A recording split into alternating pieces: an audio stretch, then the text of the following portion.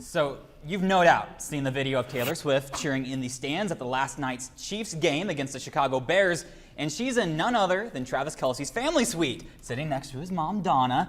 Now, it follows weeks of speculation over whether the two are actually dating. So at this time, neither Swift nor Kelce have publicly confirmed any romantic link, and here to weigh in on the matter, KFBS 12's resident Taylor Swift expert, Madeline Parker. So, what should people know about this? I know you're an expert. Anything Taylor Swift, you know it all too well. Oh, yes. And you know what? I personally believe that Taylor Swift is in her red era, Kansas City Chiefs red, if you will.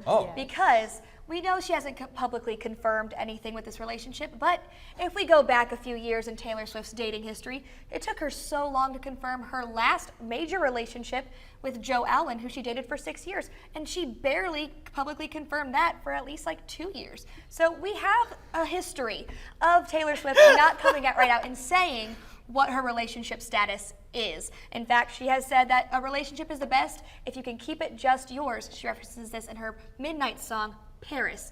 So, as we all know, Taylor Swift, she's with his mom. She's a big fan of the moms, and look at her. Look at her how intently she's watching her possibly man. She's cheering. Yes, he just scored a touchdown, and I personally think he was playing his best just to impress her because, you know, we've all seen like the Barbie movie memes. She's literally Barbie and he's just Ken. Well, she's literally Taylor Swift. And that moment, he's like, I want to be just Travis Kelce for her. He wants to prove a point to make sure that she knows that he's playing his heart out for her. Madeline, it's always a pleasure hearing Taylor Swift from you. Anytime. Oh, goodness. Thank you so much. So, moving on, the Chiefs took on the Chicago Bears, and one Florida homeowner is deciding whether to take on this bear hiding under his porch. So the homeowner says the bear hasn't been doing much, just relaxing on the ground. Professional trappers say loud noises can actually scare bears away, and people should be extra careful not to leave out any scraps of food. My neighbors called me, they was like, bro, it's a huge bear in your yard. So I look at the camera, I see him coming up, try to make some noises or whatever. He's still there. I gave him a nickname. What's that? Babu. Oh, Yeah. He's gonna be Babu. You see his ears raised up a little bit, so like. Oh my gosh, wildlife officials say if an adult healthy bear shows up at your property, it will eventually move on unless there's any food hanging around for it to snack on. Opportunities to find shelter and water can also lure these animals to your property, like bird baths and porches apparently. Goodness gracious. I would be terrified, Jeffrey. If I was just like walking outside and like, just like you're standing there and I'm just like, see, I'm gonna step out a key, like the frame real quick, and I just walk in and I'm like, oh my gosh, a bear. I would fall down. I'd be on the floor. He'd be done. I don't know how he did it, but at least he named him. He's just happy with him chilling there. That's commitment, that's love, that's loyalty, and we're here for it. Name the bear. You know he's got to stick around now. Well, speaking of animals, this next story. Yes. Well, listen to this story. We are going to see the sound. You're going to listen. I need a bigger net, Brown. You need some new boots.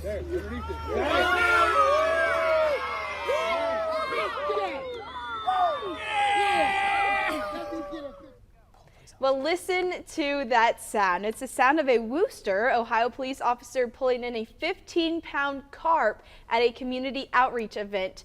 Patrolman Josh Timko was helping a 7-year-old boy and his father reel this guy in. Goodness. When their efforts on land weren't enough, Timko jumped right into the water with a net. Sounds like everyone was pretty excited to see him nab the fish, Jeffrey. Yeah, he did nab that fish. Look at it. Dude, he swooped Oh that my up gosh. like... I would love to try to do that, but I just know it wouldn't go It wouldn't go well for me because I'm not good at outdoor activities. I was in the Boy Scouts for a whole like 6 months. I could see like going to get him and it's taking you with it. Like, oh, there goes Jeffrey. It turned into a Jeffrey rescue.